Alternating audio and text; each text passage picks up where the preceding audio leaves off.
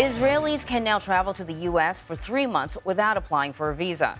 The Biden administration planned to add Israel to its visa waiver program starting November 30th, but announced the change yesterday as the war escalates between Israel and Hamas. And President Biden delivered a forceful message last night that America remains a beacon of democracy with an essential role to play in protecting freedom around the world. The president made his case in a rare primetime address from the Oval Office. He argued the U.S. should not let partisan politics get in the way of helping allies like Ukraine and Israel. The president's speech comes at a time when the U.S. is facing criticism for supporting Israel and its controversial bombing campaign in Gaza, with a possible ground invasion looming. So Ed O'Keefe is at the White House with more on all of this. Ed, good morning. Anne-Marie, good to see you. For the first time last night, the president tied together the conflict in Ukraine and the conflict in the Middle East, arguing sustained U.S. engagement now could mean less American bloodshed later. Let me share with you why making sure Israel and Ukraine succeed is vital for America's national security. President Biden, in a rare Oval Office primetime address, laid out the stakes for Americans, and he has some convincing to do. As new CBS polling finds, more than half of Americans disapprove of how the president's handling the Israel-Hamas conflict. And notably, a third of Democrats disapprove, which creates a challenge as he prepares to ask to spend billions more to defend Israel and Ukraine. Hamas and Putin represent different threats, but they share this in common. They both want to completely annihilate a neighboring democracy.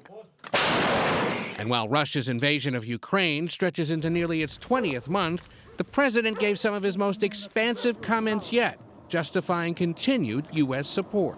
If we walk away and let Putin erase Ukraine's independence, would-be aggressors around the world would be emboldened to try the same. Mr. Biden is set to ask Congress today for roughly $100 billion in emergency spending over the next year.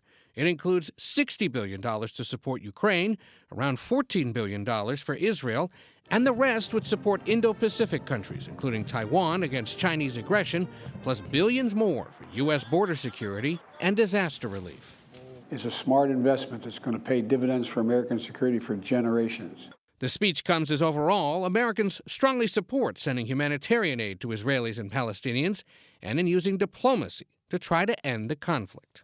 I caution the government of Israel not to be blinded by rage. The president also denounced attacks on innocent Palestinians abroad and here at home, recalling the brutal murder this week of a 6-year-old Muslim boy from the Chicago area. Officials say the Palestinian American was stabbed to death by his family's landlord in a hate crime attack. And to all you hurting, those of you hurting, I want you to know I see you. You belong. And I want to say this to you. You're all America. And he reiterated, dual global conflicts are a direct threat, even worlds away. American leadership is what holds the world together. American alliances is what keep us, America, safe. The president also called out Iran for supporting both Russia's war in Ukraine and Hamas and says the U.S. will hold Iran accountable.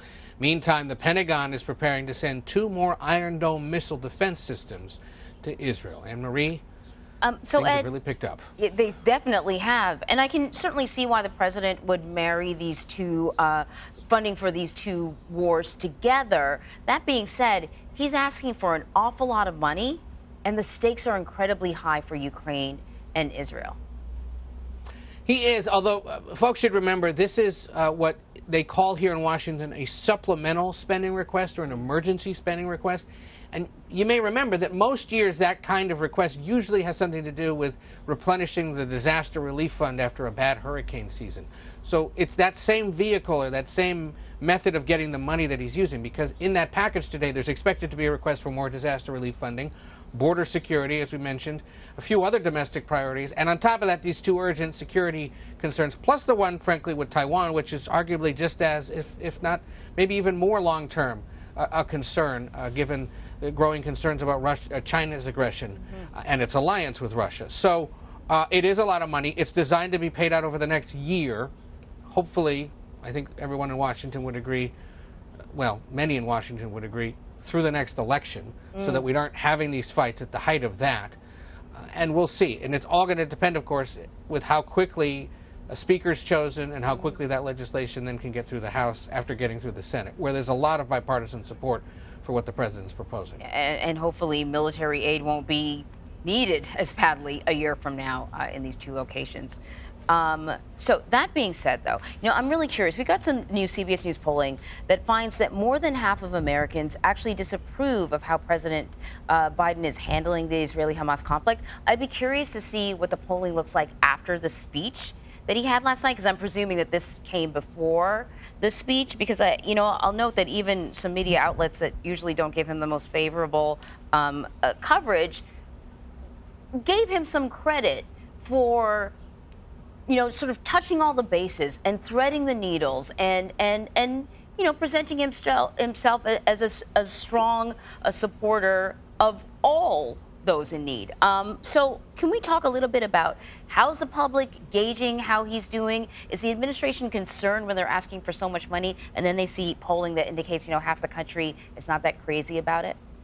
Well, they may be concerned about it, but that's why they had to send out the president to explain it. And I think you heard him in very clear terms a few times there say, I know this is far away, I know this is a lot of money, but here's why we need it. And there's been criticism, especially from Republicans, that he hasn't done enough explaining and justification for all this. And this reporter, who observes these things pretty closely, would agree with that criticism, that he doesn't stop to explain himself to the American public. He just kind of plows ahead most of the time with this stuff and just thinks we'll come along. In stopping last night and laying it out the way he did, and yes, earning at least immediate criticism from some of his usual critics, that he laid it out pretty well.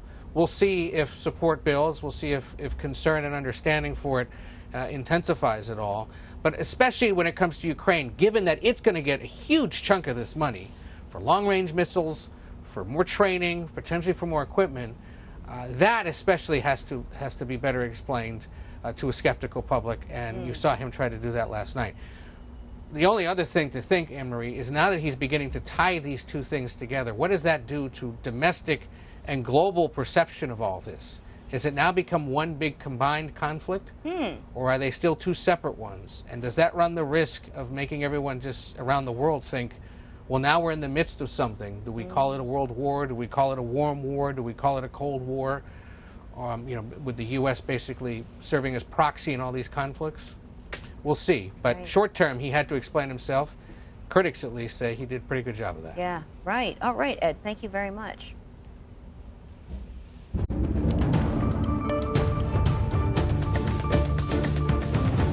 So we are following some breaking news out of Gaza. Israel's army now says majority of the hostages Hamas took nearly 2 weeks ago are alive. That's according to several media outlets, not confirmed by CBS News, though. Meanwhile, Israel is continuing to target positions in Gaza with airstrikes as its military gears up for a potentially massive ground invasion of Gaza. Imtiaz Tyab has more from the West Bank city of Ramallah. Imtiaz, good morning. Good morning. Well, here in the Israeli-occupied West Bank, protesters are continuing to show their anger at Israel's bombing campaign across Gaza as its ground invasion also looks increasingly imminent.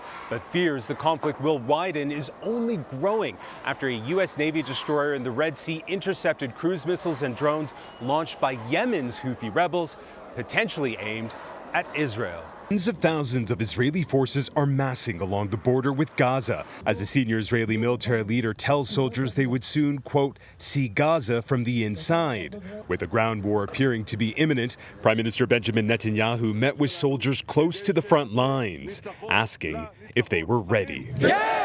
President Biden has pledged to secure a further $10 billion for Israel, which is already one of the largest recipients of U.S. military aid. But the president also warned the Israeli government not to be, quote, blinded by rage, recalling the mistakes the U.S. made following the 9/11 attacks.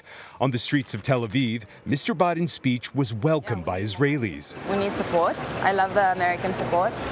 While in Ramallah, in the Israeli-occupied West Bank, which has been the scene of major protests and where Palestinian authorities say over 70 Palestinians have been killed in confrontations with Israeli forces and armed Jewish settlers since the Hamas attack, anger is only growing. I'm angry, but what we can do, yani. So we just can pray for them to be safe. We feel that President Biden is taking a one side the ones who have the force, they have the power, they have the weapons, they have everything. I feel like President Biden is just siding with Israel. For sure, his speech tells that. Israeli military leaders have not said when the ground invasion will begin or how long it will last, but fears the already enormous death toll across the narrow Palestinian territory will skyrocket are only growing. The Palestinian Ministry of Health says nearly 4,000 have been killed, including around 1,500 children. At this hospital in the southern city of Khan Yunis, a little girl cries out for her mother. A deal struck by President Biden between Israel and Egypt to allow 20 trucks of humanitarian aid into Gaza remains in limbo, as repairs to the southern border continue following repeated Israeli strikes. Israel has cut off all supplies of food, water, fuel, and electricity following Hamas's attack. The lack of the most basic necessities has made life even more of a misery for the over 2 million Palestinians who remain trapped in the spiraling violence. Now, a U.S. defense official confirmed to CBS News that a U.S. base near Baghdad has been targeted in a rocket attack. Amid reports, other American bases in Iraq and Syria have also repeatedly been targeted by drones, as fury over Israel's assault on Gaza continues to rage across the region, sparking fears the U.S. could be drawn into a wider conflict and potentially an even deadlier one. Anne-Marie. Imtiaz, thank you.